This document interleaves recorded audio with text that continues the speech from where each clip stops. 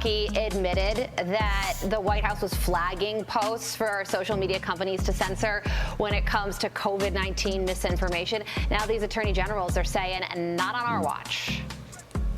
Amazing, right, Carly? And your last guest really articulated the problem with that, right? For instance, when the president of the United States was doing a CNN town hall, he said, if you get the vaccine, then you can't spread COVID-19. The various shots that people are getting now cover that. You're okay. You're not going to get COVID if you have these vaccinations. Which we now know is not accurate, right? That even if you have the vaccine, it doesn't stop transmission. So that's just one microcosm of a big example of why the government should not be deciding what is true and what is not true. We all remember the Government Disinformation Board, for example, and the disaster that was before it even became reality. And this lawsuit is really something. It names 67 government officials or entities as having worked hand in hand with social media companies to censor stories on elections,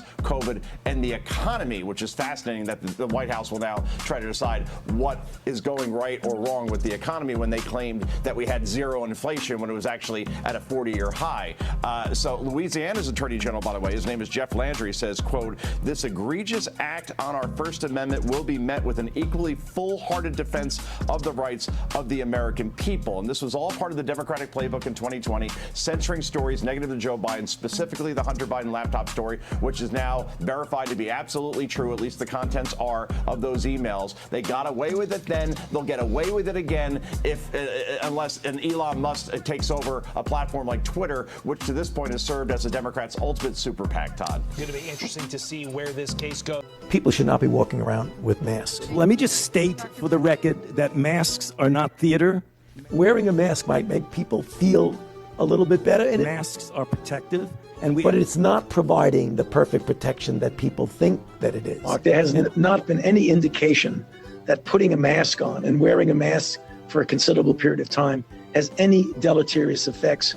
There are unintended consequences. People keep fiddling with the mask and they keep touching their face. And can you get some schmutz sort of staying inside there? Of course. You do not need to wear a mask indoors if, in fact, you've been good that you're vaccinated.